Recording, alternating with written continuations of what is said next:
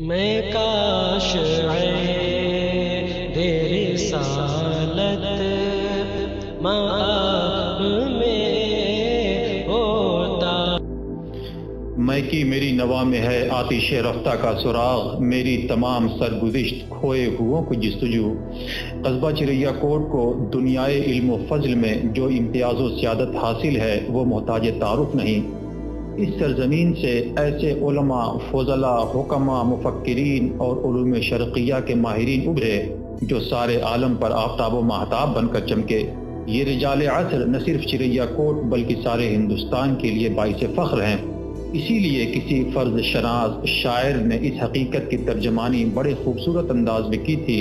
چریا کوٹ کو سب ہند کا یونان کہتے ہیں، یہاں کے عالموں کو فخر ہندوستان کہتے ہیں۔ ہر چند کی میرا موضوع کافی تفصیل طلب ہے، مگر دامن وقت کی گنجائش کو مد نظر رکھتے ہوئے سرے دست چریا کوٹ کی عظمت و شہرت کے حوالے سے چند معروف ارباب علم و دانش کی آراء و تاثرات کو پیش کرنے پر اکتفا کیا جا رہا ہے۔ شاعر مشرق علامہ ڈاکٹر سر اقبال علماء چریا کوٹ کے عالمگیر علمی و ادبی فیض و کمال کے قصیدہ گو رہے ہیں۔ خصوصاً علامہ مبین چریا کوٹی کی علمی عبقریت، صحافی سرگرمیوں اور شعری رکھ رکھاؤ سے وہ بے پناہ متاثر تھے اور خود کو آپ کا خوشاچی بھی سمجھتے تھے۔ علامہ کیفی کے نام 21 ستمبر سن 1920 کو لاہور سے مرسلہ ایک مکتوب میں رقم دراز ہیں۔ علامہ صاحب، آپ کی مرسلہ نظم پہنچی، میری عزت ہوئی، میں اس پر کیا اظہار خیال کروں۔ ہم لوگ آپ کے ذلہ ربا یعنی خوشاچی ہیں۔ آپ کے خاندان سے ایک عالم فیضیاب ہے اور آپ کی ذات سے بھی ہو رہا ہے۔ نامور شاعر اور صاحب طرز ادیب علامہ اقبال احمد سہیل چریا کوٹ کی عظمت و فضیلت کا اعتراف یوں فرماتے ہیں: چریا کوٹ ضلع اعظم گڑھ کے مشرقی حصے میں ایک چھوٹا سا قریہ ہے، مگر سچ پوچھیے تو سرکار جونپور سے اس کو وہی نسبت ہے جو دماغ کو جسم انسانی کے دوسرے اعضاء سے۔ واقعہ یہ ہے کہ اگر سرکار جونپور کو علم و دانش کا نظر فریب چمنستان قرار دیا جائے تو اس کا سب سے نزہت آفری سرمایہ ناز چمن یہی خطہ قرار پائے گا۔ ہندوستان کا وہ کون سا گوشہ ہے جو فضل و کمال کے اس سرچشمے سے سیراب نہیں ہوا؟ حضرت مولانا احمد علی عباسی، حضرت مولانا علی عباس فخر الادباء والمحدثین، حضرت مولانا عنایت رسول اور استاد المؤخرین مولانا محمد فاروق جیسے ائمہ فن جس خاک سے اٹھے ہوں اس کا مجد و شرف کسی دلیل کا محتاج نہیں۔ مشہور ادیب و مورخ قاضی محمد اطہر مبارک پوری نے چریا کوٹ کی علمی و تاریخی حیثیت کا تعین کچھ یوں کیا ہے: ہمارے ضلع میں علماء چریا کوٹ کا معقولی سلسلہ بھی خیر آباد سے کسی طرح کم نہیں۔ اس گہوارے میں منطق، فلسفہ، ہیئت، ریاضی، اسطرلاب، مرایا اور مناظر کے ساتھ موسیقی، عربی ادب، عبرانی ادب اور اردو ادب کی مدتوں رکھوالی ہوئی ہے اور نامی گرامی علماء پیدا ہوئے ہیں۔ پروفیسر ڈاکٹر محمد ایوب قادری صدر شعبہ Urdu federal government Urdu college Karachi نے سب سنابل مترجم کے مقدمے میں مجموعی طور پر خطہ پورب کا قصیدہ پڑھتے ہوئے چریا کوٹ اور دیگر معروف علمی قصبات کی اہمیت کو یوں اجاگر کیا ہے: پورب کی سرزمین علم و فضل اور شعر و ادب کے اعتبار سے نہایت زرخیز رہی ہے۔ یہاں سے علوم و فنون کے وہ سوتے پھوٹے کہ گلشن معرف و ادب میں بہار آ گئی اور یہ خطہ افاضل و اکابر کا مسکن و مرکز بن گیا۔ ان بلاد عظیمہ سے عالمگیر شہرت کے مشاہیر اٹھے۔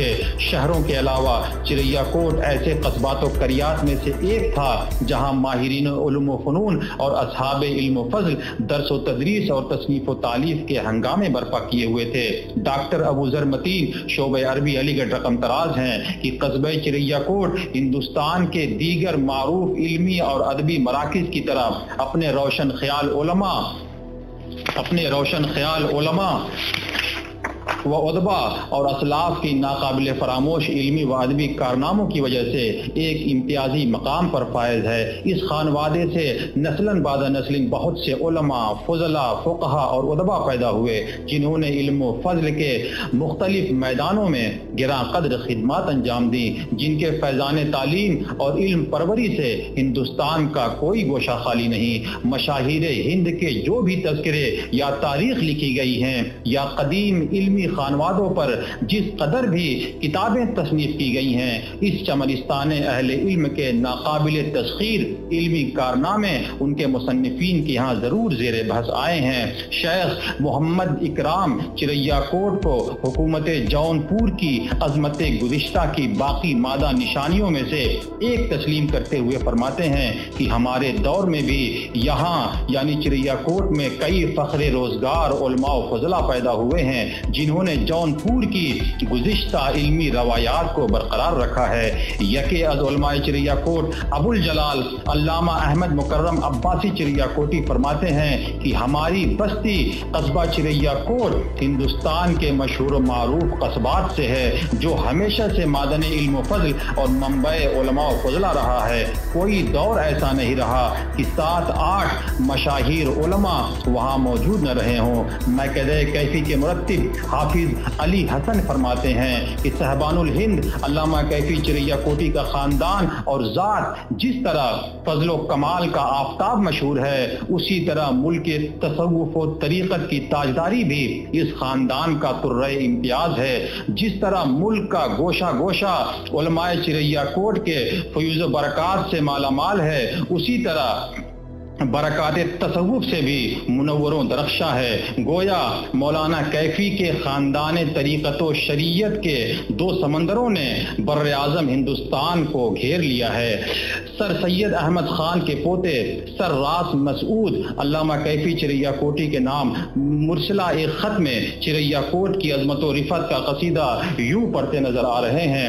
आपका ख़ानदान इल्मी तबख्खुर के लिहाज से सारे हिंदुस्तान में मुमताज़ है। जनाब मौलाना मोहम्मद फारूक साहब और जनाब इनायत रसूल साहब मरहूम मग़फ़ूर अपने ज़माने के जय्यद उलमा गुजरे हैं और हिंदुस्तान के मुसलमान इन बुजुर्ग हस्तियों पर फ़ख्र करें तो बिल्कुल बजा है। मुस्लिम यूनिवर्सिटी अलीगढ़ के vice chancellor sir Aftab Ahmad अल्लामा कैफी चिरैया कोट के नाम भेजे हुए एक मकतूब में फरमाते हैं कि आपके ख़ानदान के मुताल्लिक़ इस कदर अर्ज़ कर देना काफ़ी है कि मौलाना इनायत रसूल साहब सर सैयद के उस्ताद थे। आपके ख़ानदान का इल्म फज़ल दूर दूर मशहूर है, उसकी शोहरत किसी एतराफ़ या जिक्र की मोहताज नहीं। मुहक़्क़िक़ लबीब मुअर्रिख़ इस्लाम अल्लामा डॉक्टर मोहम्मद आसिम आज़मी चिरैया कोट की इल्मी व तारीख़ी हैसियत को बयान करते हुए फरमाते हैं कि हज़रत मखदूम इस्माइल अब्बासी चिरैया कोटी ने इस खाक को अपनी बूदोबाश से फ़ख्र रोज़गार बना दिया और इस सरजमीन पर ऐसी बज़्म आरास्ता की जिसकी रौनक तकरीबन 500 साल तक कायम रही। इसके सदर नशीन उलमा व फज़ला ने खित्ते शर्क़ ही में शोहरत नहीं पाई बल्कि पूरे बर्रे सग़ीर हिंदो पाक पर अपनी अज़मत फजल कमाल का सिक्का बिठा दिया। अदीब शहीर अल्लामा बदरुल क़ादरी अपने एक सफ़रनामे में इरशाद फरमाते हैं कि चिरैया कोट उलूम दीनिया की तारीख़ के लिहाज से नहायत मरकज़ी कस्बा है जिसे गालिबन 8वीं सदी हिजरी में हज़रत मखदूम शाह अबुल जलाल मोहम्मद इस्माइल अलैहि रहमत व रिदवान ने फतह किया और इस सरजमीन पर इस्लाम का परचम नस्म किया। आपके हमराही मुजाहिदीन में से जो शहीद हुए उनसे चिरैया कोट की मिट्टी आज तक मुश्कबार है। चिरैया कोट मुस्लिम दौरे उरूज से लेकर माजी करीब तक मुतवातिर हिंदुस्तान में अपनी इल्मी अजमत का लोहा मनवाता रहा है। दौरे मुगलिया और शर्की खानदान के दौरे हुकूमत में यहाँ के शयूख ने मसनद क़ज़ा पर मुतमक्किन रहकर अपनी इल्मी बरतरी का ऐलान किया है। सहाफ़ी शहीर नाज़िश लौह कलम मोहम्मद हासिल अब्बासी आज़मी इस मजमून को खींच कर और आगे तक ले गए हैं और क्या खूब फरमाते हैं कि चिरैया कोट گزشتہ 600 سال سے ہندوستان کا خطہ یونان سمجھا جاتا ہے۔ قصبہ مذکورہ کو ادبا اور اسلاف کے ناقابل فراموش علمی و ادبی کارناموں کی وجہ سے ایک امتیازی مقام پر فائز ہے۔ اس خانوادے سے نسل بعد نسل بہت سے علماء، فضلاء اور ادبا پیدا ہوئے جنہوں نے علم و فن کے مختلف میدانوں میں گراں قدر خدمات انجام دی، جن کے فیضان تعلیم اور علم پروری سے ہندوستان کا کوئی گوشہ خالی نہیں۔ خطہ یونان، اس کو خطہ یونان سمجھنے کی وجہ یہاں کے علماء و فضلاء، حکماء، علماء، ادبا، شعراء اور صوفیہ کرام کی ذوات گرامی تھی۔ قدرت نے ہر علم و فن کے ماہرین اس خاندان میں ہمیشہ پیدا کیے جو ملک و قوم کی گراں قدر خدمات انجام دیتے ہوئے خاک چریا کوٹ میں روپوش ہو گئے۔ آج سارے ہندوستان اور سارے ایشیا میں اسی سرچشمہ علوم و فنون سے لوگ سیراب ہو رہے ہیں۔ یہ وہی چریا کوٹ ہے جسے حضرت خواجہ نصیر الدین چراغ دہلوی کے بھانجے مخدوم زادہ حضرت اسماعیل عباسی چریا کوٹی نے چریا جیسی سرکش و متمرد قوم کو مشرف باسلام کر کے آباد کیا تھا۔ یہ انہی کا روحانی فیض ہے کہ یہاں ہر علم و فن کے ماہرین، علماء، فضلاء، صلحاء، شعراء، ادبا اور فقراء بہت زیادہ تعداد میں پیدا ہوئے اور انہوں نے پورے ایشیا میں اپنی علمی قابلیت اور روحانی عظمت سے عوام و خواص کے قلوب کو متاثر کیا، طالبان علم و فن اور تشنا کامان روحانیت کو سیراب کیا۔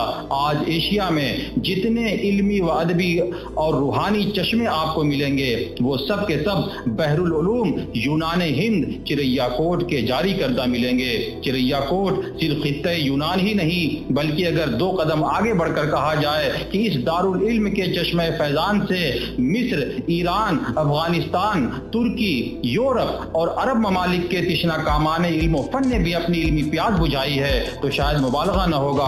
خود علامہ فاروق سے استفادہ کرنے والوں میں ان ممالک کے طلباء اور علماء بھی شامل رہے ہیں۔ یہ حقیقت ہے کہ اس چشمہ فیض کے علوم و فنون سے زمانہ فیض یاب ہو رہا ہے اور اس کے ثقافتی آثار اور علمی و ادبی انداز نے ہندوستانی زندگی کو مختلف شکلوں میں متاثر کیا ہے۔ اس لیے اس حیثیت سے چریا کوٹ کا مجد و شرف کسی دلیل کا محتاج نہیں، لیکن چونکہ انسان بہت جلد بھول جانے والا اور اپنے محسنوں کے احسان فراموش کر بیٹھنے والا واقع ہوا ہے، لہذا ضروری ہوا کہ اس کے دفتر پارینہ کو دوبارہ اسے سنا دیا جائے اور تاریخ کا ذری ورق الٹ کر اس کے روبرو کر دیا جائے تاکہ وہ باور کر سکے کہ اس کا ماضی کیسا تابندہ و شاندار رہا ہے۔ لوٹ پیچھے کی طرف اے گردش ایام تو